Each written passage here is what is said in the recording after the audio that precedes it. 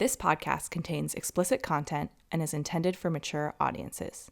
Listener discretion is advised. Don't say we didn't warn you.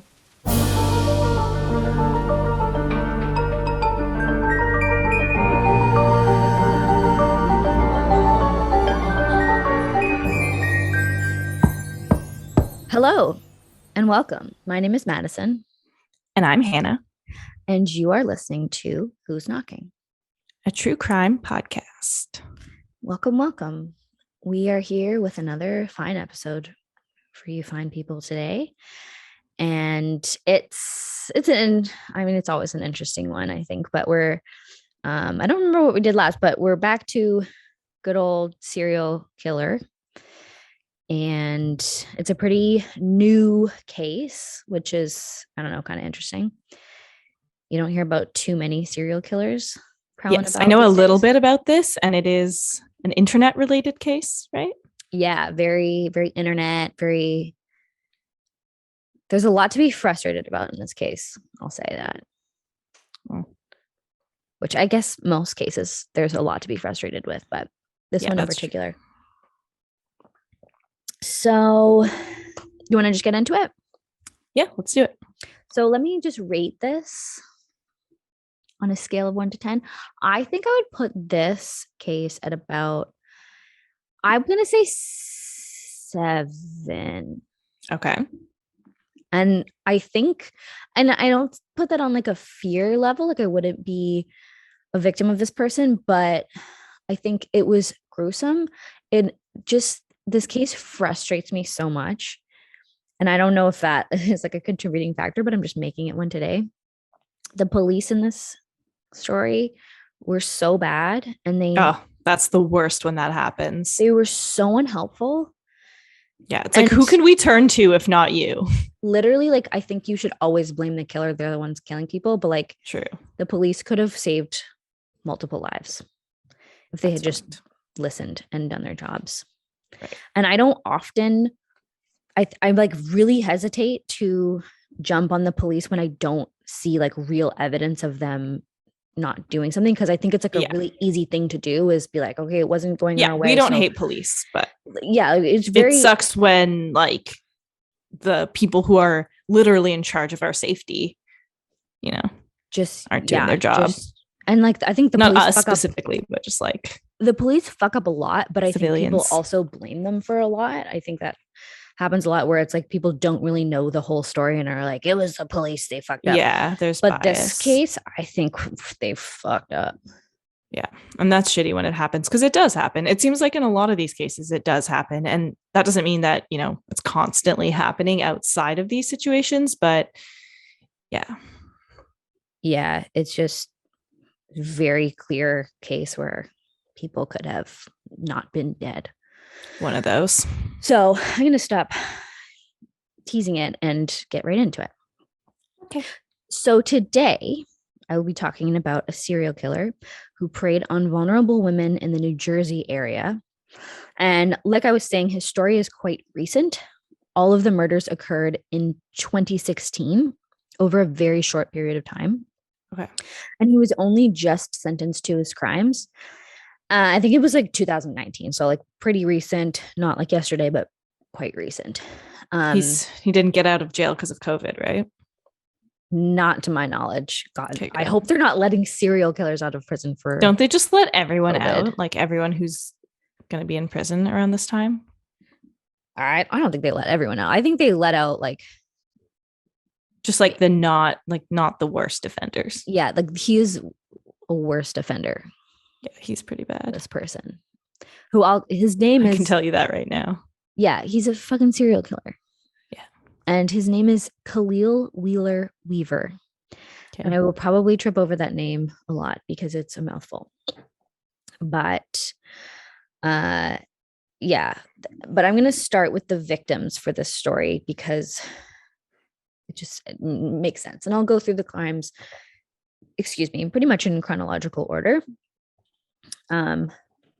And we'll get to know them a little bit, what happened to them, and then what happened in the end and how it all came to a close. And then we'll discuss a little bit about who Khalil was. There's not very much information. I'll just warn you now. So it's another one for us to kind of theorize over, which is always fun. But yeah. So Robin West grew up with her family in West Philadelphia. Born and raised. Yeah. Sorry. So sorry. But I have to. A child of our generation cannot just let that go. So on the playground her parents were very religious, and that seemed to be a very big influence in her life. Unfortunately, her parents also divorced when she was a very young child, which also no doubt had, affected her greatly. Yeah. So I guess she spent a lot of time in the church. She had a very beautiful singing voice, and she sang for the church choir. She was very outgoing, very strong-willed. But I think somewhere in her youth, she began to get into trouble. She struggled in school, and her parents now believe that she probably had some undiagnosed mental health issues that were undiagnosed, obviously. Right. Unfortunately, now we will never know. And in Robin's teen years, she spent time at a place called Woodsworth Academy, which was a treatment facility for young people with behavioral problems and mental health issues. Now, Woodsworth, it turned out, was extremely sketchy and has had many incidents of sexual assaults, rapes, and even death cases at the hands of counselors slash facilitators of the How is it still academy. running after all that?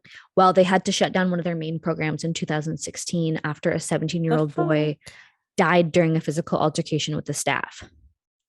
It's unknown. Wow, with the staff? The staff, yeah.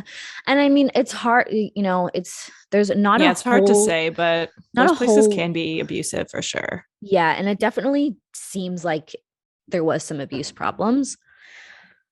But, from their perspective, they're saying there's a lot of kids with severe behavioral problems, and it's hard to deal with them and blah, blah, blah. Let's just isolate them all together. Yeah, I don't want to even pretend to know what I'm talking about when it comes to facilities like that. Like Woodsworth Academy, it sounds like a private school. It does sound, yeah. But it sounds, from the perspective of the people who sent their children there and whose children had run-ins with issues, or God forbid, the parents of the child that died, it's very conflicting opinions there. Right. And there are articles and stuff, and they did have to shut down a program, but I believe they're still running other programs. But it's just I can't I can't believe any part of it is open. I just having a child with severe behavioral issues. It's what do you do with them? And you want to send them somewhere because you think people are going to help them, and then can they even handle them? And do they know what they're doing? I don't know. People with their dogs are like that too. Yeah, it's just a situation. I mean, it's your child, yeah, and especially when you have these are teenagers, and it's there becomes a point where your 17-year-old son is bigger than you, and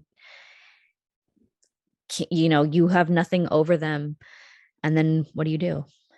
And then are you sending them somewhere safe? Them in sports or something? Well, you can't. That's fucked. Make a 17-year-old boy do something. You should know. You should know where you're sending your kid. You should at least kind of look into it.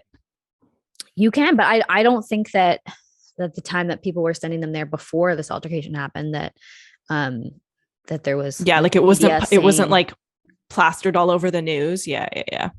And I don't know it was covered up. That if they got into trouble, it was a punishment to send them there. I don't know if that's what it was. I don't know.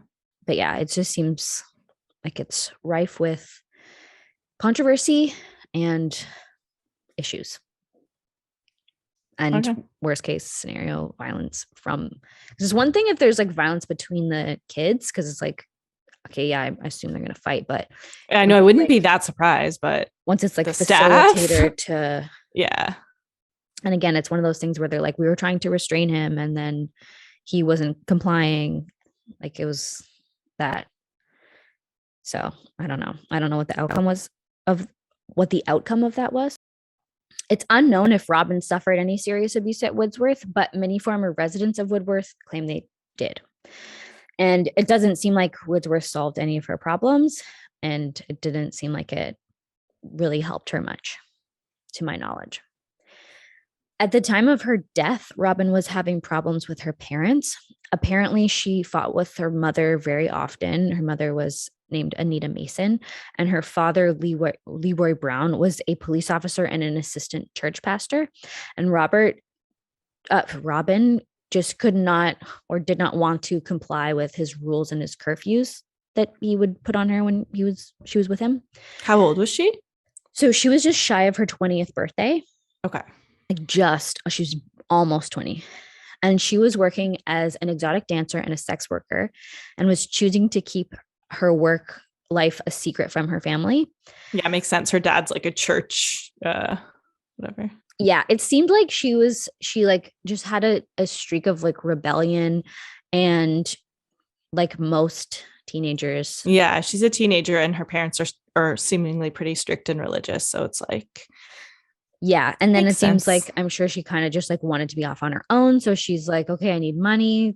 I'm like a young, good looking girl. I can do like stripping and sex work and make money. But plus it depends like on the culture she's raised in, because I know like, for example, like I went to 2 different high schools, and in one, like that would be kind of normal, in one it wouldn't be. So if she's around peers where it's like, because I would say sex work like is very glamorized now, like this day and age, especially with like the internet and everything and like rap videos, you know? rap video, that makes it sound so old. Rap videos. Yeah, it's like yeah. that's like what people idolize now. So yeah, and like OnlyFans and all that stuff. yeah, I mean, exactly. and this was 2016, so it was like a little bit farther back, but I just think like in some situations, like it's much like more a last normalized. resort situation. Yeah, but in some situations, I do think it is really normalized. Like I've been around like friends and stuff where it's just like very, very normalized. Yeah, and I think for her, it doesn't seem like, definitely does not seem, and I don't know, but it doesn't seem like she'd be like out on the street if she wasn't involved in sex work. Like her family were like just regular people and they wanted her to be with them, but she's like, I don't want to do what you wanted me to do. Yeah, and I You know think what I that's mean? pretty normal. Like at And the whereas I teenage think phase, there's other characters in this story who are like doing sex work because that was the only thing that they knew how to do, and it was much more like, you'll see it's like a much different case. It can be different dangerous story. either way, clearly. It's but always dangerous, especially if you're yeah. if like you don't have proper protective safeguards, and if you don't, like if you're just out there doing whatever, it's very dangerous. Yeah, because random people are murderers, as we know from this podcast. Exactly, as we will see in the story, unfortunately. But anyways, she chose to keep her work life a secret from her family. According to one of her close friends named Bernicia Patterson, Robin felt that her parents would never accept her if they knew. And that's, rings true. In August of 2016, Robin and Bernicia took a trip to New Jersey together. And while there, they were looking for clients. Robin and Bernicia had been working as a pair so that they could keep an eye out for each other. Okay, so smart. Obviously they care about their safety, you know. It's not like they're you know. On August 31st, the two of them made their way to Nye Avenue in Newark, which is kind of like a down and out neighborhood close to an abandoned train yard. Okay. I assume it's known for prostitution because they're like visiting the city and like they're not going to know like anything that's not like obvious. You know what I mean? Yeah. So one of the first Johns that stopped was a young guy in a silver BMW. He was nice and polite, and he asked for Robin. And before they drove off, Bernicia took down the license plate number, something the girls did as a safeguard. She also yelled to the driver, quote, "Be careful with my sister. I love her." End quote. Aww. And before he drove off with, that's what she yelled at him before he drove off with Robin. And that would be the last time Bernicia ever saw Robin. That's so sad. Robin was driven to 472 Lakeside Avenue, an abandoned house in the city of Orange. This location was only 2 miles from the John's own home. He was inside the house for 1 hour approximately, and at 1:27 a.m. he left. And 23 minutes later, a neighbor called the fire department because 472 Lakeside was on fire. Oh. So the fire blazed away as curious neighbors looked on, and no one knew at the time, but the man who had started the fire was actually standing among the crowd of onlookers watching his work. Oh, wow. Which is so fucked up. Yeah, that's fucked. When the blaze was finally put out, the firefighters... Is he like in the crowd pretending to be innocent? Yes. Guys, can you believe what's going on? Yeah, he's just standing there. He's like, yo, that's crazy. Wow. So when the fire was finally... take a stabbing guess that he didn't get enough attention growing up. I could not tell. Seems like a young man who has not gotten the right amount of attention. I have a theory that I think will be pretty obvious after. I don't know that it's attention, but we'll... Okay. Good theory. We'll get there. So when the fire was out, the firefighters discovered that there was a body amongst the rubble that was destroyed beyond recognition. The city's lead arson investigator, Matthew Pisarccio, was at the scene and said, quote, "It was the most destructed body I have ever come across," end quote. That's so sad. Which is just devastating. Sounds bad. I've seen crime scene photos and they're really bad. So yeah, Hannah's found some crime scene photos on Reddit, and yeah, it's very... I will never recover. So disturbing. We did not know that you could find that type of stuff on Reddit. Yeah. It's now we have explicit. I looked at a lot of it. Some of Jeffrey Dahmer's victims. Yeah. Did you know you could see that on Reddit? Well, you can. Was that on Reddit, or is that it was on Reddit? It was not like it was linked on Reddit. That was so messed up. Yeah, that's the worst. The photo that sticks in my head is there's just a photo of one of the victims, just his hands, just his head, and was it just his penis? Yeah, that one was pretty bad. I saw it with my bare eyes. Yeah. Anyway. That was the most destructed body I've ever come across. So the next day, Bernicia reported her friend Robin missing, as she still had not returned. Bernicia reported the license plate number that she took down from a silver BMW, and the car belonged to 20-year-old Khalil Wheeler-Weaver. So the police have the fact that this girl has gone missing. They have her license plate, his license plate number. They have the car, and they have the person. So what's the woman's name? Bernicia. She's so smart for writing the license plate down. Yeah, and that's really smart. The commonality in all of these cases is the girls being smart and having safeguards in place in case something happens. It's sad that she has to do that, but the other common thread is the police are like, don't care. Wow, of course, because she was a sex worker. So why are they going to care? You have to, but like, it's not surprising. Like, it's a dangerous thing to be doing, like getting in a car with a stranger for any reason ever. Like if you're doing a ride share, I would never fucking do it ever. You know, there's like, Chris used to talk about, he went to university in Ottawa and he would just be like, okay, I'm driving from Ottawa to but he's Toronto. a 6 foot tall man. Exactly. But like if I was doing that, like I would use the exact same safeguards that these girls are. Do it. Well, nor would I, because the safeguards don't even fucking work. It's the same with hitchhiking. If you're going to be, it's not like, it's never hitchhike. It's not the sex work. It's the positions that you get put in. It's the being taken away to a private place with a stranger that you don't know and can't trust. Yeah. So anyway, the police questioned Khalil, and he said, I'm glad they at least questioned him. Well, yeah, they had to. And he said that he had been with Robin that evening. He had taken her out, but he had dropped her off 2 blocks away from where she was later found. And they're like, okay, it's not him. Cool. See you later. Nice meeting you. Like, that's it. Really?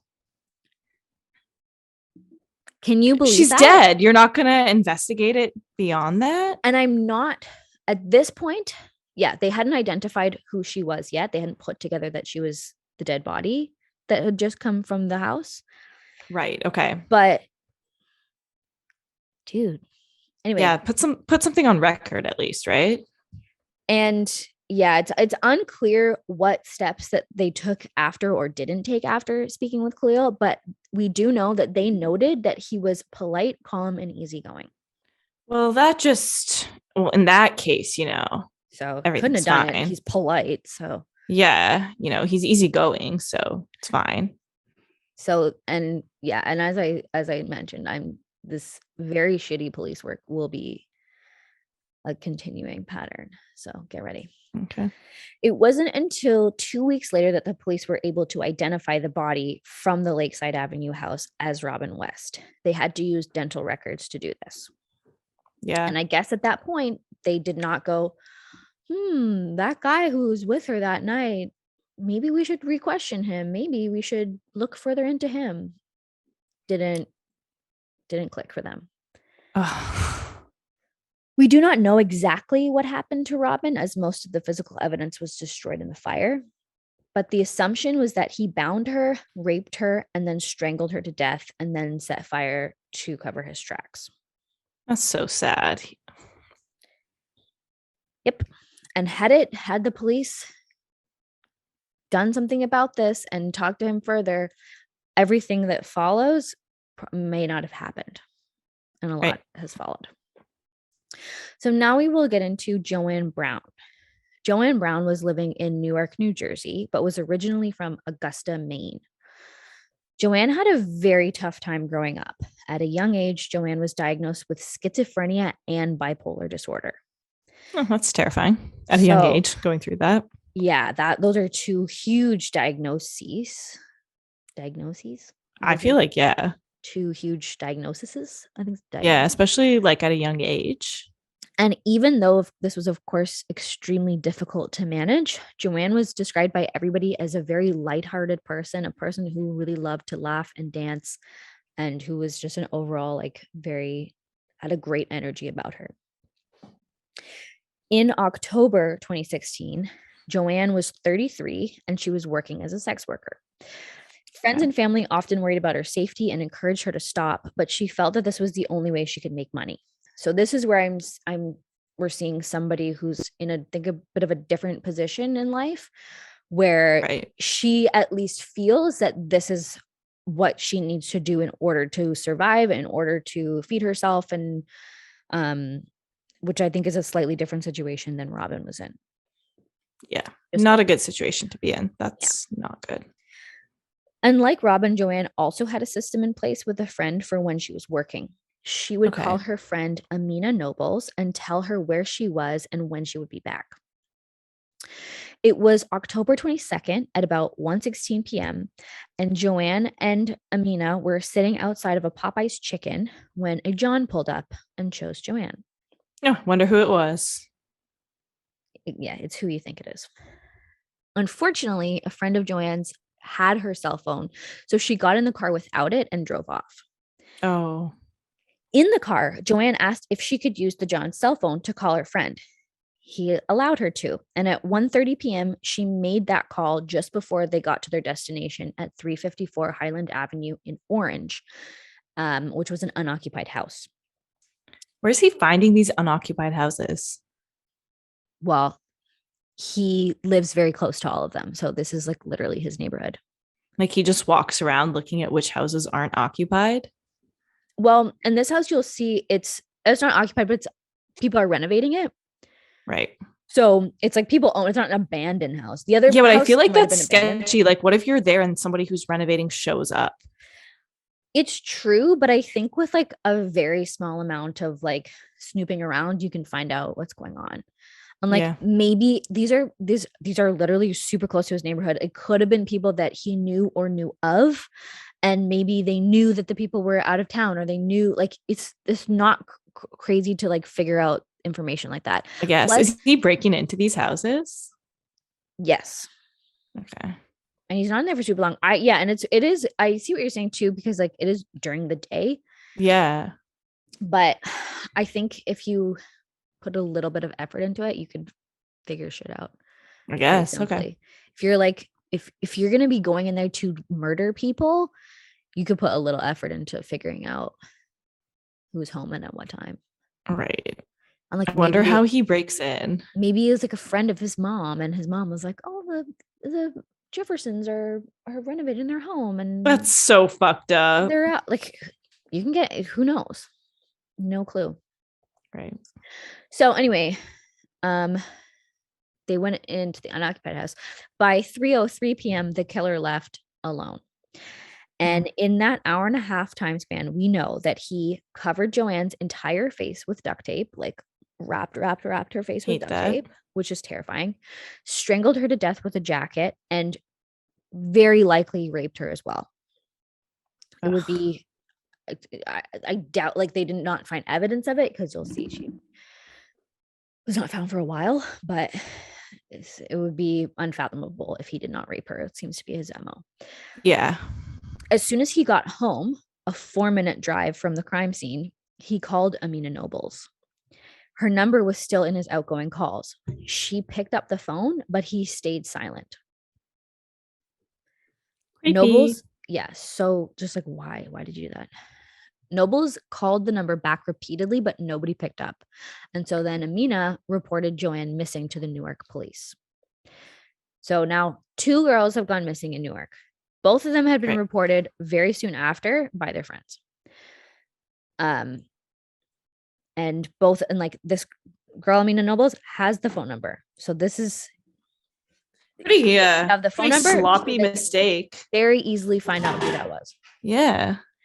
Joanne's body was not found for 7 weeks when on December 5th, the owners of 354 Highland sent some contractors over to do some work. And the contractors went in and they thought they saw somebody. 7 weeks is a long time. Very long time.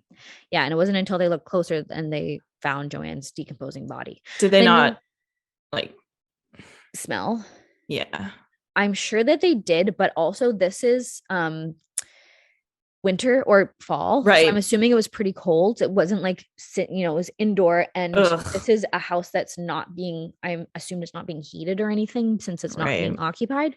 So I have to think that contributes. I'm sure there was still a smell and there was still like 7 weeks worth of decomposition, which is pretty far into the decomposition process, depending on the environmental factors, of course. I wonder if those people still decided to move there. Like if somebody died in a house I was renovating, I don't think I could live in that house. Yeah, somebody was brutally murdered. Yeah. So that I wouldn't want to live there after that. But like, who are you going to sell it to? Yeah. Yeah, I would love to know what happened with that property, but I also don't have that information. So it's now December 5th and the cops have not put their heads together to try to figure out if these 2 missing girls, both like young Black women who go missing while doing sex work, whose friends took down information and brought the information to the police. Like, same area, right? They're both in Newark. That's real. Yeah. So, and like so soon after each other. Yeah, like glaring similarities between the 2. And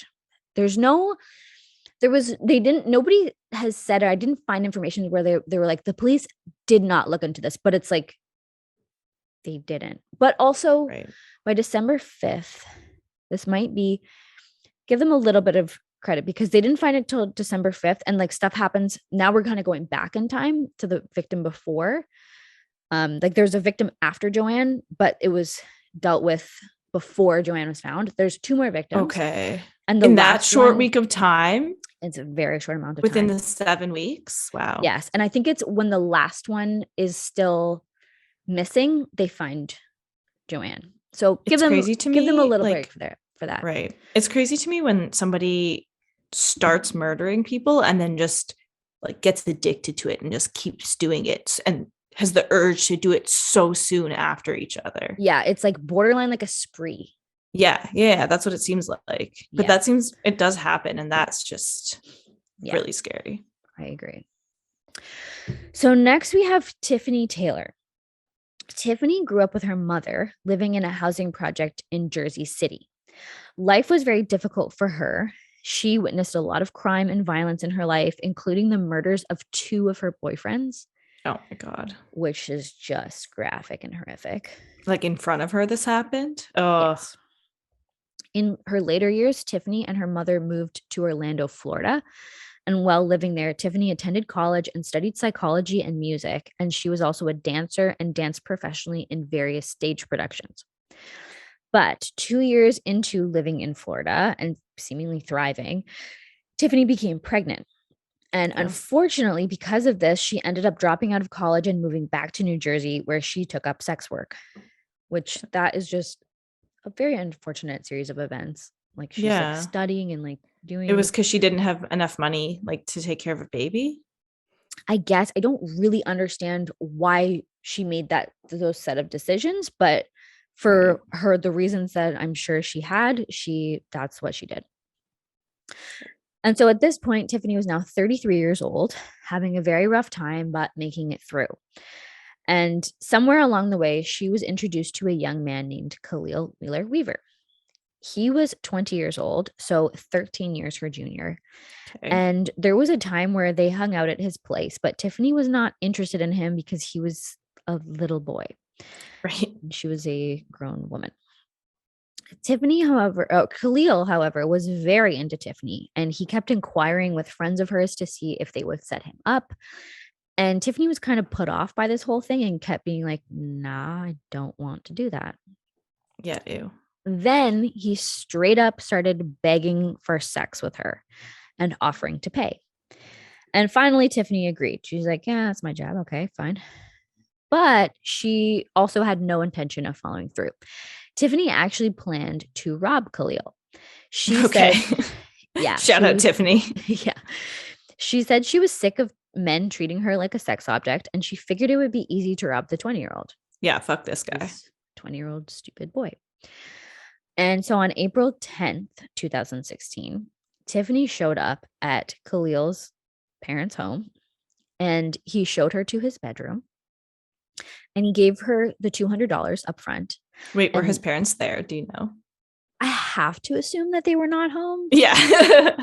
Probably not. Probably they were at work. I'm just going to make a wild guess there. That would be fucked if they weren't. Well, I think his dad is a law enforcement officer. Oh. So I got to assume he was not home. So he gave her the $200 cash. And then Tiffany said that she forgot the condoms in her car. So she's like, I'm just going to go get those. And then she never came back. Oh my God. Okay. And he deserves that. So yeah. He deserves way worse. But and this was, pre him killing anybody, but he hadn't murdered yet? No, not that we're aware of. Yeah. But it's very interesting because I feel like this very well could have been like an inciting incident or like something that he was like, fuck that. Because I do think if he already had a hatred towards women. I do think, and I think it's becoming obvious, I think a lot of men who kill sex workers, like there's a resentment of women there, right? Yeah, I would say so.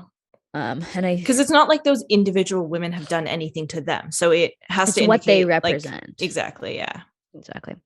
So the rest of the year was pretty difficult for Tiffany. Her mother was diagnosed with ovarian cancer, and the medical bills began to pile up. And so that she also has her daughter. I believe it was a daughter, and they were evicted from their home and ended up living in their car. At some point, a stranger started texting Tiffany asking her for sex. Not the craziest thing in her line of work, but it did start to get obsessive. And even after changing her number, the text still kept coming in. How does he have her number? No idea. I mean, it's got to be like that's how she finds work, I'm assuming. So it's got to be like a word of mouth thing, and he knows her friends, and I'm sure it's not like the hardest thing to figure out. Right. But that's what was going on.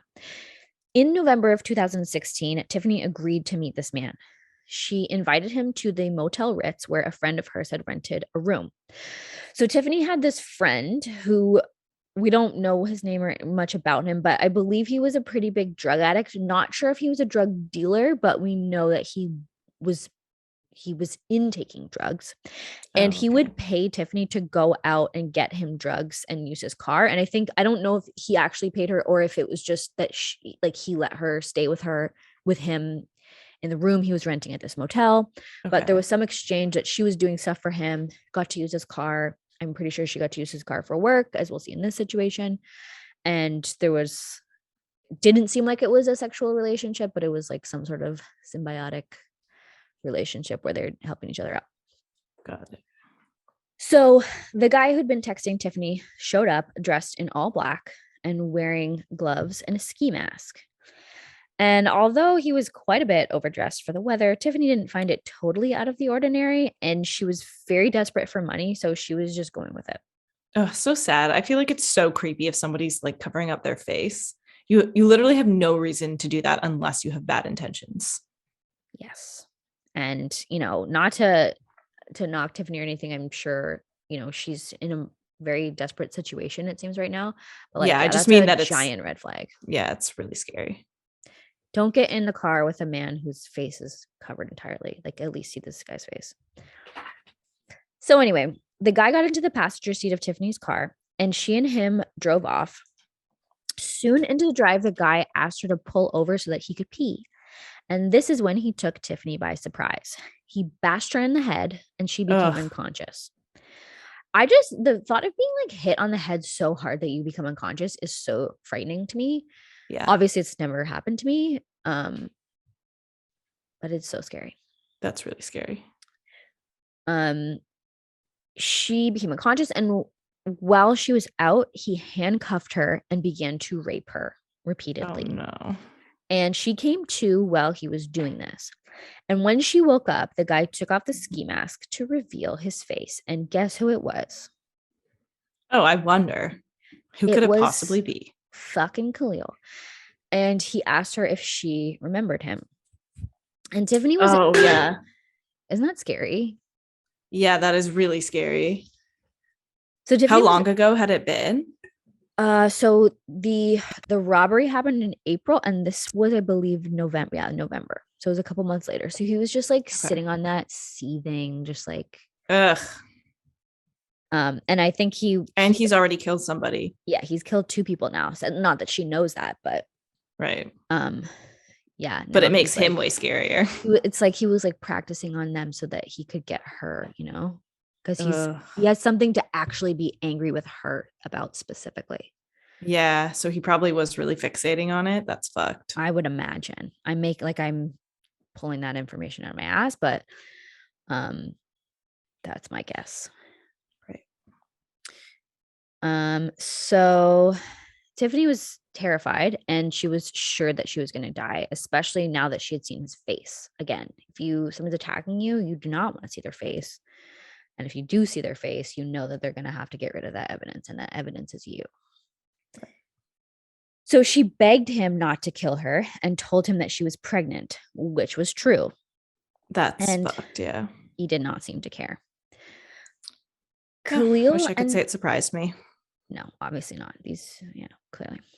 Khalil had Tiffany in a headlock in the back seat with duct tape over her face, which eventually, yeah, he really likes duct taping people's faces, which is so scary. Duct tape is It's really so scary. sticky. As a victim, I wonder, like, as the murderer, it's probably just something he does, like, to subdue them. It's an efficient way to cut off air circulation and keep people Right. quiet. Yeah. Keep them quiet. Yeah. That's fucked. And probably like scare them. Yeah, it's terrifying. Who was it? Oh, it was Russell Williams who would he taped up everything except like one nostril. Come on. Remember So that? creepy. So scary. It's the worst. So he had her in a headlock in the back seat with duct tape over her face, and that duct tape eventually began to loosen slightly with all of her tears and saliva. Ugh. She kept talking and she asked him to loosen the handcuffs, and he did. And when he did this, Tiffany got a little bit more confident. See, Tiffany was a very street smart individual. She had been living her life for years, surviving amongst like a violent and, kind of scary world that I'm Right. sure, based on Khalil's own life, had no skills within. Like he led a very like middle class normal life. So I think this is very interesting that you see Tiffany, like she's definitely very scared, but it very quickly flips, and you will see. Um so later in another interview, Tiffany would say, quote, "I think I always had the upper hand actually, because he's really young. He's not experienced with people and he's just so stupid," end quote. Oh my God. So, And I think she's completely right. Khalil moved up to the front seat, and then he started whining about how girls never wanted to have sex with him unless he paid them, and like going on and on about all his woes. All the while, Tiffany, Wow. who is luckily double jointed, began wriggling her way out of the handcuffs. As she was doing this, she started telling Khalil that all the text conversations they had previously had were still on her phone, and her phone was back at the motel. She told Khalil that her friend in the room was a very old guy and that she could convince him to give them some money. Khalil seemed scared about the phone and enticed by the money, and he made the decision to go back to the motel with Tiffany. See, Tiffany Okay. knows that he's a dumb young boy and that she can trick him, and she does a very good job at doing so. Good for her. Tiffany started thinking up a plan to choke Khalil with the handcuffs as soon as he drove by the motel. She knew this Oh would my be God, please dangerous. do it. Well, she knew that it would be dangerous because it could cause a crash, which could also kill her. But it was clear Oh, that whatever he had planned for her was much worse. But things didn't go that way. The pair arrived back at the hotel, and Tiffany threw her hand back into the cuff. Khalil got out of the car and threw his jacket over her to hide the handcuffs. And he told her that they would go up the stairs to the room and grab the phone, and he would follow behind her. So when she got up the stairs to the door, she kicked it, and the friend inside opened it immediately. He's very excited because he thinks she's coming back with drugs. And as soon as he did, she ran inside, slammed the door, locked the deadbolt, and then she ran to the window to show Khalil the handcuffs that she had wriggled free of. As soon as he saw this, he was like, oh shit, and he ran. yeah. Tiffany called the police immediately, and she tried to lay out a trap for him. While she was waiting for the police, she texted him and said that he still had the car keys, and she said that if he came back and returned them, that she wouldn't call the cops. Meanwhile, she already had. And he actually did this. There's security footage of him coming, dropping the keys in the stairwell, and booking it out of there. Oh my God. Tiffany later said, quote, he came back. He knew I'm a sneaky bastard. I'd already lied to him like 3 times. How stupid can he be? End quote. Yeah, really. And eventually the cops made their way over. And Khalil was actually watching the whole thing from afar. Of And course the he was. cops behaved despicably. Tiffany told them her story. She had a handcuff hanging from one of her wrists. She told them exactly what happened. She told them who her attacker was, his full name, his address, his social media, and the police were pretty much like, well, what were you doing? Like, they pretty much just accused her of prostitution and threatened her with arrest. What injuries do you what injuries do you have? Look at my face and the duct tape. For the what? From the duct tape, my face. When did he duct tape you? Huh? In the car? In the car. So you let him duct tape you, or what happened? I just need to Yeah, know. he put the handcuffs on me first. He choked me out and asked me to show me with one hand. What was all happened in the car? Yeah. Where were you parked at this time? Um, The gas station over there? no, it was by the gas station. No. It was by the gas station? Back block. It was in his car. It was in his car. So he took the duct tape with him. Had to, yeah. And he just ran away? Ran away. I think there's Like- a whole I think it's very obvious that they saw like the guy in the motel. Like, this is a motel that's known for prostitution and like drugs and stuff like that. It's like a shady place. And they see this Right. woman who, I don't know how they knew. I'm sure, I think maybe she told them, or maybe it was obvious, maybe she was known to them, I'm not sure. But they knew she was involved in sex work. And Yeah, I'm sure they're just they just basing their opinion just off that. which to me just doesn't really make sense, because I think you'd have to assume, if you're a cop, you're like, a sex worker or is not going to come to me for no reason. Like, they're going Right. to try to stay as True. far away from me as possible.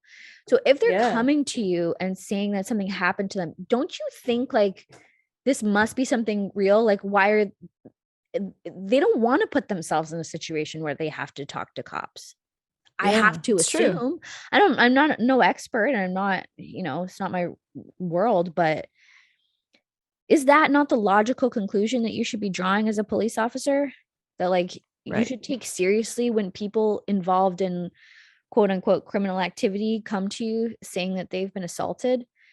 Because what motive do they have to do that to you? unless like I guess you could think that they're like just trying to get somebody in trouble for something, but it's a risk to come to the cops. Yeah, it really is doing that, you know? Yeah. But anyway, they did nothing, and they pretty much just told her that she should calm down because they might arrest her, and they were on their way. That's fucked up. And I believe that it was this case that was maybe a different jurisdiction than the other cops who had just dealt with Robin. So let's be somewhat courteous to the police. They have Robin go missing in Newark. Then they have Joanne, and Robin's body is found 2 weeks later. Then Joanne goes missing in Newark. Body is not found. Then this woman, that's a different jurisdiction. Fair. So far they've got one body. Yeah. And let's not be so hard on them that they're not putting it all together yet. But Khalil's name has come up a number of times in all of these cases immediately. Right. So that is sometimes when it's different jurisdictions, they don't talk to each other for sure. That's fair. I think the different jurisdictions, that is a thing where we can be like, okay, fair enough. You guys aren't talking. But one girl missing, then dead. Khalil is on that. His fingerprints are all over it. Second one is missing, and his name comes up. Yeah. That we can't live in a civilized world where we're not putting these things together, guys. Come on. Yeah. So now we meet Sarah Butler. So Tiffany survives the incident, thank God, but it was horrifying. And on top of it, she's terrified because she knows that the person who's trying to kill her, who now knows that she's gone to the police and knows that she knows all this information, is just out there. Yeah, he's out there, and the police aren't trying to help her at all. Yeah. So she's literally on her own. And she's pregnant, which is like the most vulnerable. It's the most vulnerable way that you can be as a woman, besides after you just have a baby. So now we meet Sarah Butler. Sarah Butler was the middle child of Victor and Laverne Butler. Laverne is originally from Jamaica, but moved to the States in the 90s and married Victor. Okay. Sarah had 2 sisters, one older and one younger, and they were a middle-class family living in Newark, New Jersey. Laverne worked in childcare during the day, and Victor was a bartender in the evenings. The girls grew up going to good schools, attending church, dance lessons, swim classes, and eventually all became lifeguards at the local YMCA when they were teenagers. And Sarah was described as bubbly, outgoing, driven. She loved to dance. She discovered dance at age 5, and she just never looked back. She was a member of the Montclair High School Dance Company. And when she was 15 years old, she joined Premier's traveling troupe. She worked extremely hard as a dancer, and she loved it. In the fall of 2016, Sarah was a sophomore at New Jersey City University, and she was the first person in her family to go to university. So it was a pretty big deal to her and her family. Yeah. Sarah was living on campus after she spent her freshman year commuting. She wanted to have a real university experience and to socialize and make friends with other students. But things were not going really well for her socially. She didn't like her roommate, and she was finding it difficult to make friends. So Sarah was using an app called Tagged. And I had never heard of Tagged before. Apparently it's was much bigger with Black people. I don't know. According to some sources. Apparently Tagged is a pretty popular social app. It was used to meet people, make friends, find dates, or even for sex. It seemed kind of like a Tinder, but a little bit more generally social. Yeah, it's like Tinder, but you can also meet people of the same, or people who you're not attracted to. Yeah, it wasn't just for sexual relationships, intimately, whatever. We know from her phone history that this is where she unfortunately engaged with Khalil Wheeler-Weaver. Her screening, I hate that he's on there. Yeah, and this is quite disturbing. Yeah, murderers are on dating apps. That's scary. Literally the fear of, so Tinder swindler, that's a big thing right now. I don't know if you've seen that documentary. No, I haven't. Oh girl, you're behind. It's really good on Netflix. I mean, I'm not surprised this happened. It's not a murderer, but it's just a Tinder scammer. Oh, big time. It's very interesting. Of course. So we know from her phone history, she engaged with him on Tagged. Her screen name on the app, very normal, Sarah Smiles. Okay. His was Lil Yacht Rock. Stop it.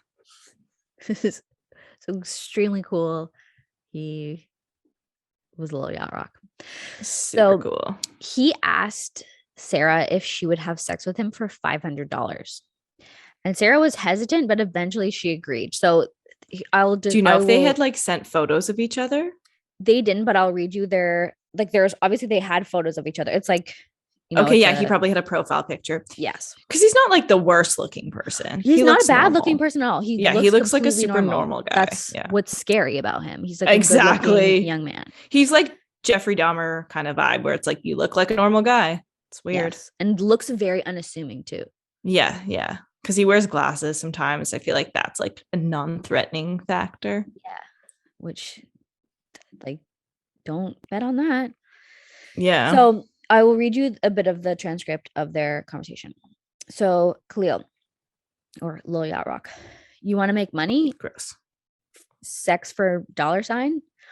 And Sarah goes, wow. Well, how much money? And he goes, how much are you looking for? And she just sends $500. And then she says, so sad, you're not a serial killer, right? LMAO. Oh my God. She knows that for sure you're a fucking serial killer. And he is. And so he says no. And apparently he wanted to meet soon because he said he needed to leave for work. And Sarah agreed to meet. At the last minute, she changed her mind and stood him up. And then 2 days later, she reconsidered. And she messaged him saying, quote, sorry about the other day. I got really nervous. I felt like an ass, but your voice and you pick don't seem like a match. I think that I don't know if like they'd had a phone call or he sent a voice memo at some point, but she heard his voice. And Lil Yacht Rock responded saying, I'm a really cool guy when you get to know me. Oh, are you? I don't think so. A giant blatant lie. Yeah. So friends and family of Sarah all say that this was very out of character for her to, be accepting money for sex. Sarah had no history of sex work. It really seemed like something that she must have done completely on a whim. There was no evidence that she had ever done this before, even in secret. And you'll see they go through all of her stuff. So like even thoroughly searching through like her social media and apps and text messages, there's no evidence of her ever doing that. Right. Not that it would make a difference if she did, but just for context. But it was November 22nd, 2016. So this, again, here we are still before Joanne's body had been discovered. Yeah. And he's probably feeling so confident now too, because she hasn't been discovered and he hasn't been caught yet, And the police have spoken to him and thought he was nice polite. Hate that. So November 2016. It's like, if you're just nice and polite to the police, then you're fine. Like, yeah. Okay. You just have to be nice and polite. Yeah. And just not be in. Like, just don't be a dick to them. Don't be a sex worker and be polite. And then you're fine. Right. Okay. So it's the first day of Thanksgiving break. Sarah was home with her family and used her parents' minivan to meet Little Yacht Rock. She picked him up at 9:55 at the abandoned house at 354 Highland Avenue in Orange. This was the same abandoned house that Joanne's dead body was still lying in. Damn. That is bait. They drove to a 7-Eleven and Sarah waited in the car, and Lil Yacht Rock is seen on a security camera buying 3 Trojan fire and ice condoms. Ew. Wearing the same outfit he wore to attack Tiffany Taylor in. Yeah, fire. I guess those are the condoms that like feel cold and then feel hot. It's just everything he does is gross. So yes. Then the two drove into the Eagle Rock Reservation. This is a large park. That's scary. Don't go into a reservation with someone. Oh my God, I hate that. But the thing is, like, it seems like it's like a really nice... I know she yeah, like, I know oh, it. Like, nice. That's the thing. It's especially when it's somebody like he's a young guy. He's not like an old, like predatory kind of vibe. Like he seems very young. He seems very unassuming. He just seems like a guy next door, like he doesn't seem like Besides like offering to give her money yeah. for sex. That's true. That is kind of like that's sketchy. Yeah. I'm sorry, but like other than that, it's sketchy. She's not soliciting for it, but like the way he looks so non-threatening. Yeah, he just looks like a young kid. Yes. So the two drove into the Eagle Rock Reservation. This is a large park in West Orange, and the pair got out near a restaurant and wedding venue called High Lawn Pavilion. And this spot apparently has a very amazing view of Manhattan. I think it's like super conceivable that Sarah would have been like, oh, like this is pretty like romantic. Like, yeah, it's like a place where people have weddings. And maybe his personality wasn't like off-putting. No, like maybe his personality was normal. Yeah. I'm sure if his personality was off-putting, she would have been like off-put and like left. Right. So a little ways away from the restaurant door, there was a green trailer sitting on the edge of the valet lot. And this is where Khalil violently assaulted and murdered Sarah. Ugh. And after doing that, he dragged her body behind the trailer, her heels leaving track marks in the ground as he dragged her. That's so sad. Sarah was left with a pair of sweatpants tied around her throat. He had covered her face in packing tape and removed it after her death. I'm surprised he removed it. Yeah, which he didn't before. Fibers from her red hair extensions were ripped out when he removed the tape and left in the van. He lightly covered her body with leaves and sticks, but her hands and feet remained exposed. Is he trying to be caught? You would think. Like, really would. The trail of evidence this child leaves everywhere is insane. Yeah, it's like, I guess he hasn't been caught up until this point, so he's probably feeling invincible, but I wonder if he because sometimes it's one of those situations where people are just like, you know what, just catch me because I can't even control myself at this point. Well, yeah, there's a lot of, I guess, like theories that you could assume. Like, I think he's been super obvious this entire time and still has not been caught. So yeah, I think people, a lot of these guys, I think just buy into their own invincibility and just believe that they're like, I don't know if he has some sort of narcissistic personality, but it seems possible that he just basically thinks he's God and can do whatever the fuck he wants. Right. And as long as he's polite to police, he's fine. Oh my God. So Khalil had gone away with 3 murders and 1 attack. And even though his license plate, phone number, and address had been reported to the police, and Tiffany had given a detailed account of her attack, including his name, location, and social media, Khalil was still walking around. Honestly, I would love to see his social media. Like, what does this guy post about? I don't know if it's still up there. I didn't see. Yeah, it's probably not, but but Sarah's friends and family would have none of this. Good. So when Sarah did not return home that evening, her sister Basania Daly began texting her friends, asking if anybody knew where she was. And by the way, these girls, fucking kudos to them. They did the job that the police did not do, and they are heroes. Yeah, that's honestly on their part. That's amazing. The next morning, Laverne began to worry when all of her calls to Sarah went to voicemail. 3 days after Sarah went missing on November 25th, again, still Joanne has not been found. Right. The van was located not by the police, but by one of Basania Daly's friends. And it was behind an old factory just 4 miles from the Butler home and only 6 blocks from Khalil Wheeler-Weaver's home. The police came to the scene and were there with Basania and a friend named Lamia Brown. It was Lamia who discovered Sarah's hair extensions, and this is what really scared everyone, and they knew at that moment that Sarah was in real trouble. Right. Sarah's sisters and friends sprang into action. They drove over to Sarah's home and went on her laptop. Lamia knew Sarah's passwords, so they were able to log in and start snooping around. Nice. They went into her tag profile and they found the conversation between Sarah and Lil Yacht Rock. And after reading their conversation, they knew that this was something that they had to look into. So Samantha Riviera, who is another friend of Basania's, set up a fake profile on Tagged and found Lil Yacht Rock instantly, and she sent him a thumbs up. The group of friends were all standing inside the police station on November 26th after having given statements when Samantha got a message on Tagged. Lil Yacht Rock began offering her money for sex, and he told her his name was Taj. And he made it seem very urgent, like he did with Sarah, saying that he needed to leave soon for work, but wanted to meet up. The girls began messaging back and forth with him, and he wanted to get on a call. So Samantha put him on speaker.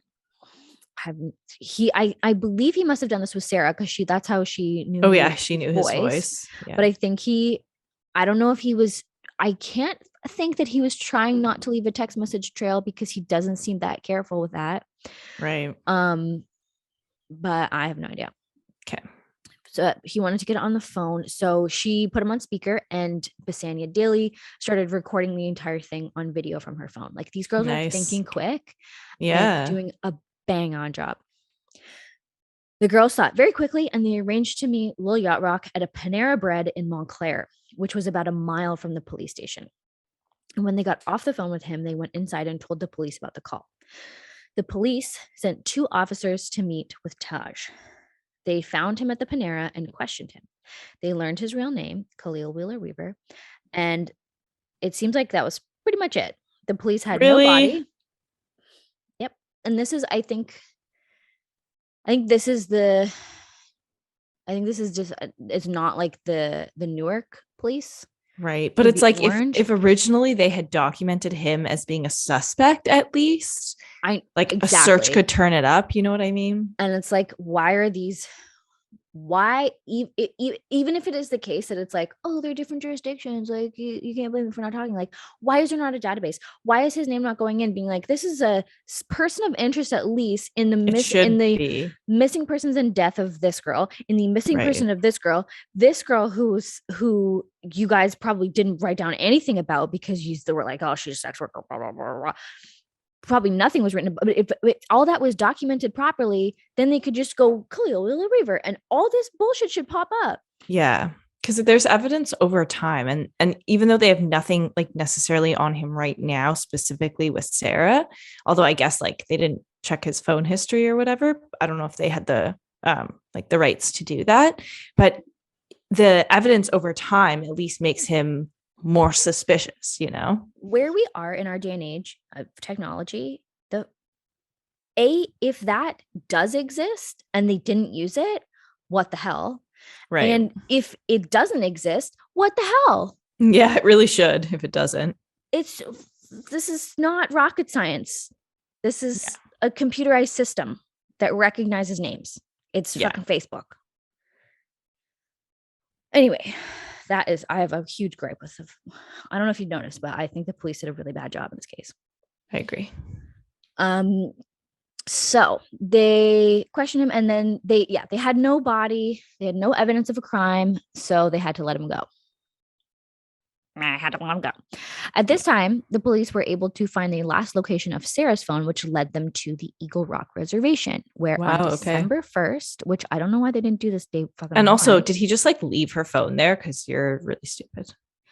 They were able to find the last known location of her phone. So I think you can go to a phone company. And maybe that's why it takes a while. Sometimes you have to like get a warrant to go to the phone company and ask for like pings, cell signals. Right. Like it's not detecting where her phone is right now. It's like the last time she used it. The last known signal. Yeah. Okay. And it's not that they didn't have her phone. It's that they were able to go. So that's why they couldn't do it day one. Sorry, excuse me. They located Sarah's body right where Khalil had left her. And there's interesting things too about like, you can't just go to a phone company and ask them like where the location is. And a reason why the phone companies don't get involved is because sometimes, like one example is sometimes you could have like a domestic dispute or a couple that like a woman is like trying to get away from a guy or whatever because he's violent towards her. And so it prevents like that kind of guy from going, I need the last known signal for my wife. Like I haven't seen her. She's missing, blah, blah, blah. Phone companies aren't just going to give that over. You need to get a warrant. You need to go through proper channels in order to compel a cell phone company to give you that information. Right. So that's why it's not super fast. Because of all the legwork done by Basania Daly and her friends, the police had a real lead. And on December 6th, Khalil Wheeler-Weaver was finally taken into custody. Oh, thank God. Once the police finally had Khalil in custody and started looking into him properly, his involvement in all 3 murders and the rape and kidnapping of Tiffany, although they didn't get into the rape and kidnapping of Tiffany quite yet, was very obvious. Every location where Khalil had attacked or killed one of his victims was recorded on his phone. Every text, conversation, and phone call was right there for the police to find. Damn, you can't be a murderer if you have a cell phone. Like, it's just gives you away. I don't understand how people get away with things at all in this day and age. Yeah. Every in his Google search history. Oh, what was he searching? Let's hear it. Let me tell you what he was searching. Quote, I'll just say it there. Ways to kill people with bleach. Stop. Oh my God. Date rape drugs. Ew. How to make homemade poisons to kill humans. He's a scary person. So blatant. Yeah, that's Dude, blatant. Like, do you I not watch him like know- not even clear the search history. I doubt it. Right. But to be honest, if anybody saw my search history, they'd be like, "What the fuck?" Yeah. What's in your search history? The fucking Robert Wone thing, the the ejaculation, yeah, and like all the crime scene photos you've been sending. Yeah, there's a lot of crime scene photos in my search history, but Yeah, I haven't looked up like how to poison people, but maybe yeah, me too. After searching his home, the police found 3 cell phones, one of them hidden under his mattress. The stupid boy left a digital trail of everything that he did, and a physical trail too. Wow. Even with all of this, it still took prosecutors 3 years to put together their case. Seems a little long to me. Like It does seem long. Sometimes though, there's like certain evidence is inadmissible, certain key evidence, and then they have to like craft a case around everything else. For sure, but they have a witness. That's true. So on December 13th, 2016, Khalil was being arraigned for the murder of Sarah Butler, and Tiffany Taylor saw this in the newspaper. Tiffany, for very obvious reasons, wasn't too keen to go speak with law enforcement, but she sucked it up and went down anyway. Did they ask her to, or she just wanted to go? No, they didn't. Good for her. Yeah, she did it of her own accord. She's like, if I could help put this like creep away. So exactly. And I think too, she seems like the type of person who like probably wanted to like look him in the face and be like, "Fuck you." That's my guess. I can respect that. Like I would be the exact same way. The police hadn't put anything together in terms of her attack. Remember, because they assumed she was making up the whole thing. Yeah. And she had given them again full name and address, but she was the one who had to put it all together. Yeah, just like Sarah's friends, which is fucked, but okay. Tiffany sat in on the hearing, and afterwards she spoke to the lead prosecutor, Adam Wells. And thank God she did, because it really was her testimony that put the nail in Khalil's coffin, and it was what made it like a very solid case. That's really good. She was able to identify him and testify about her attack and her history with Khalil. And one of the biggest failures in this whole case was the two officers who answered Tiffany's 911 call. Again, I mean, I think it goes back even further to Robin's case, but if they had taken her seriously and treated her with just the teensiest grain of respect, Sarah Butler probably would still be alive today and well, and had graduated university and been thriving and dancing and living her life. Right.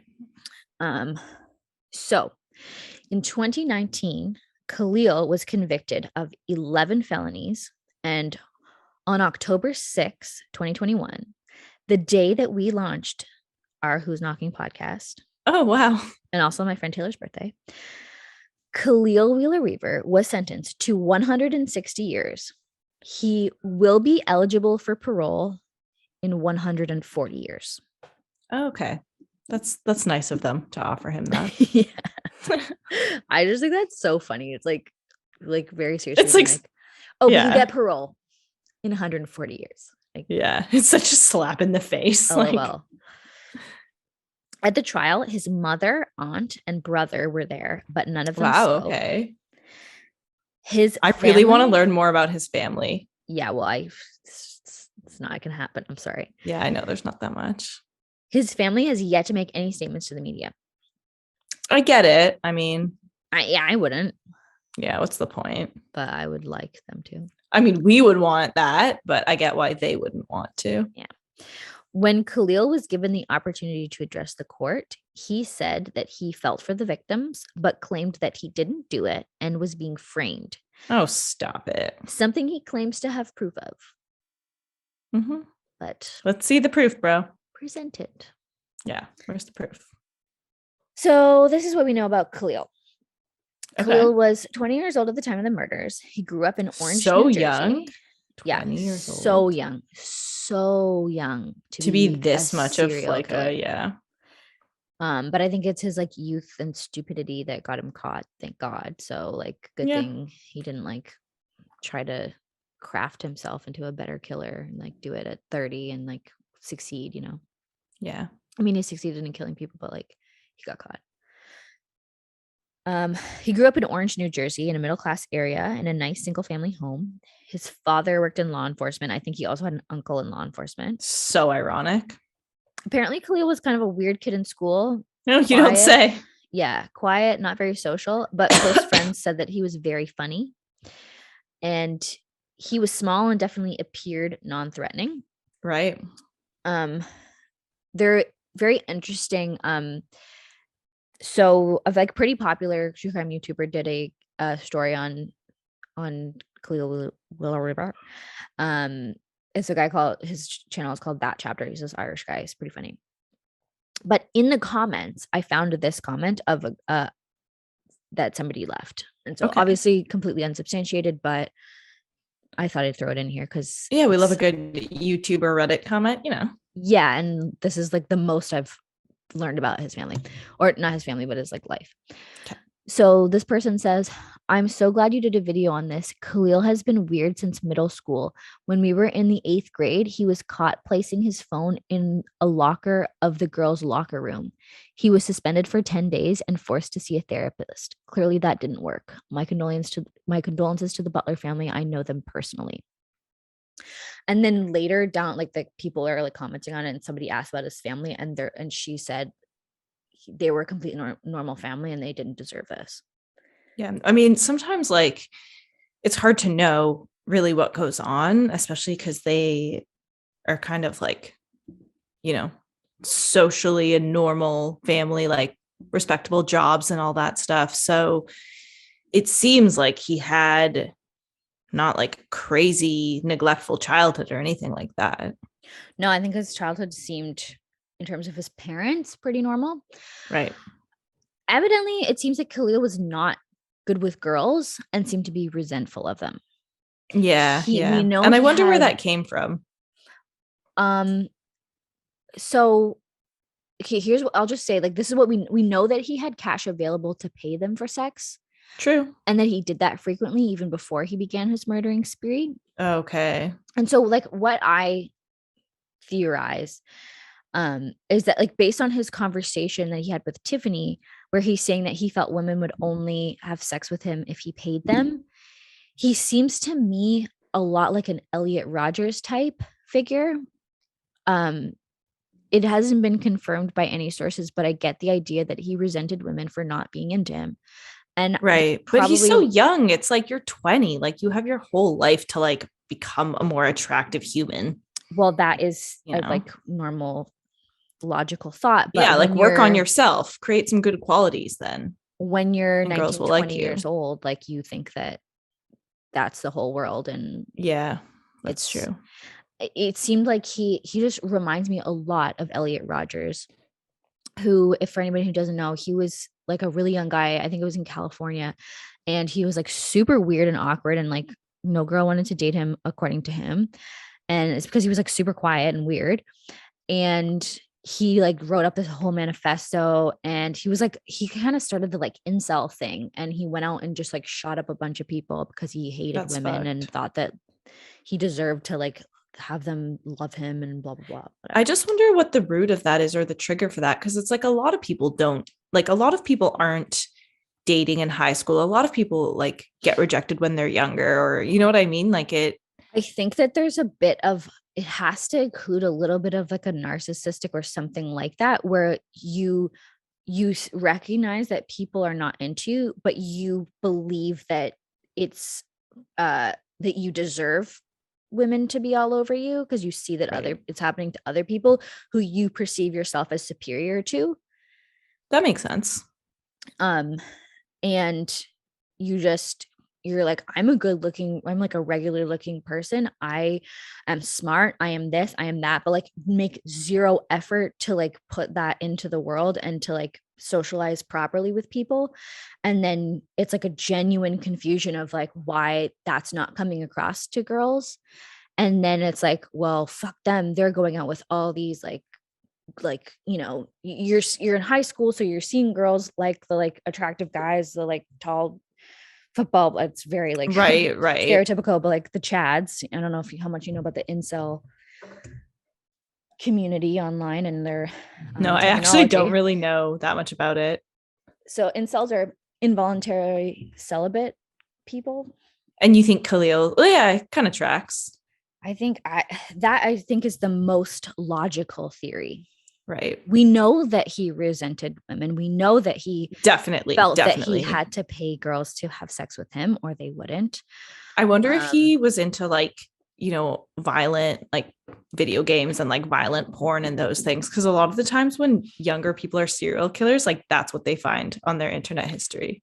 Yeah, there was no mention of that, but I wouldn't be surprised. And I think that too would just like go nicely with the theory. Yeah, that's true. But yeah, I just think, and I think for a certain type of person who's got like some sort of obsessive or narcissistic trait already, right, throw in a real resentment of women and you got a serial killer who's going to target sex workers. It's very classic. Yeah.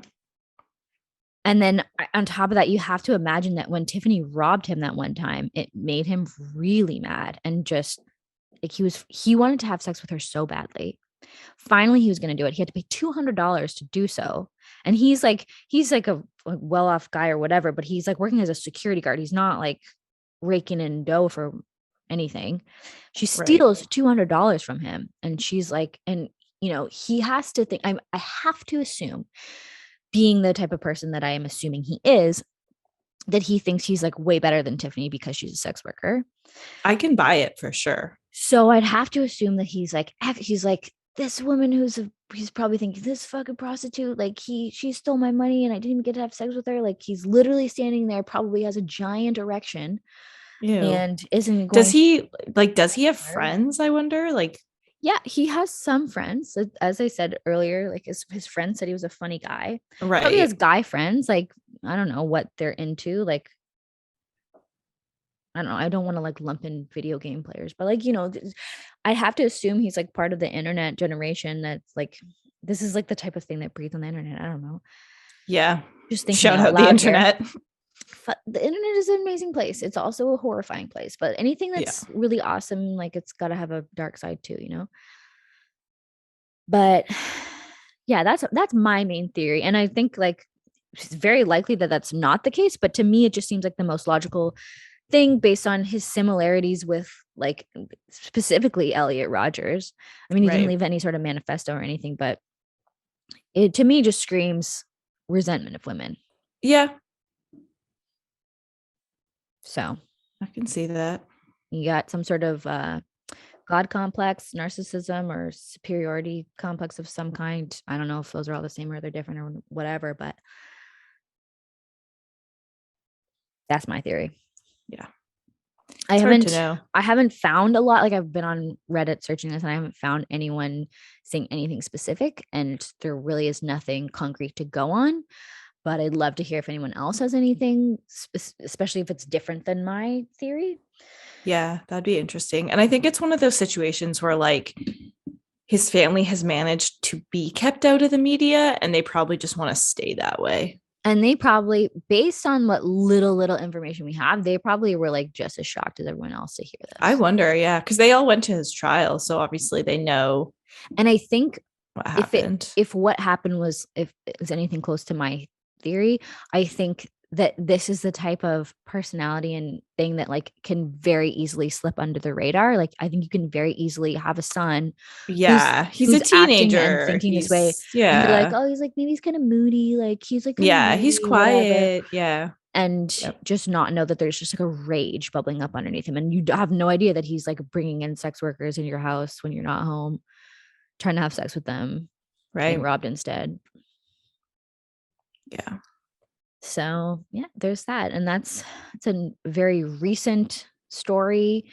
Again, I think it's a horrible tale, but it's also, and it's very, puts the police, I think, in a very bad light. But I think also the work that Sarah's sisters and friends put in to solve this case was really admirable. And it's something that I find such inspiration in a story like that. Yeah, that's amazing. And like they basically solved the case. They really did. For the people whose job it was to solve the case. Yeah. And then Tiffany as well. I think she's been absolutely traumatized by, this and I can only imagine that have happened to her. But she's also a very, in my opinion, admirable character here. And sure, it's like, especially somebody who's just had so much tragedy in her life and who's a sex worker, you don't often see these people as like, I don't know, like the hero of a case. But like if you watch interviews with her, and I'll have some footage here too, you see that like intelligence and smarts and like the way that she handled the situation that she was in, like not a lot of people would have been killed in her circumstance. But the way that she like figured out how to get out of it and how to slyly trick him and everything, like there's stuff that people can learn from with that. Yeah, that's honestly like it is really impressive, and she was really smart, and it's sad she had to go through that because like all of these women were really innocent in this situation. Yeah. So that's all for us today. Give us a rating. What did I say? 6? What did you say? I think I said 6, or maybe I said 8. I don't remember. I think I said 6. I would say like 5. Yeah. He's really creepy. I think to me, when people because there's a difference between somebody who just looks like a predator and like kind of like an Adam Strong or like John Wayne Gacy, to me is really creepy just in his demeanor. It's very different when somebody just looks so unassuming. I think it's so much scarier. It's scarier. It really is. When you're like, are you kidding me? My next door neighbor? I had no idea. Like, that's terrifying. Yeah. Because he does seem like the type of person who is just like your run-of-the-mill average person. The speed with which he was just like going through victims too. Yeah. That's just like, dude, that's a lot. I wonder if like, I guess it was maybe one of those things where he had thought about it probably previously, but as soon as he did it and got away with it, that's when he knew he could keep doing it. Yeah. And it was the first victim that he was questioned. And then they were like, oh no, he's polite. And I was like, oh, it's that easy. He does seem really polite. He seems like he's just like very blended into society. Yeah. Damn. So yeah, that's all she wrote. And Taro's mouth. just the underneath mouth of my dog. Okay. It's very cute. Okay, see ya. Check us out Instagram at Who's Knocking Podcast. Send us an email, hello@who'sknockingpodcast.com. Twitter, we got you on Twitter. We got you Facebook at Who's Knocking Pod. Who's Knocking on Facebook. Taro. Oh, do you not want the mouth in there? No, I don't care. It's just so funny. It's just like such a like weird little angle. It's so flappy. He's trying to come over, but there's like wires in the way. Yeah, and just please remember to stay safe out there because you never know who's knocking. Goodbye.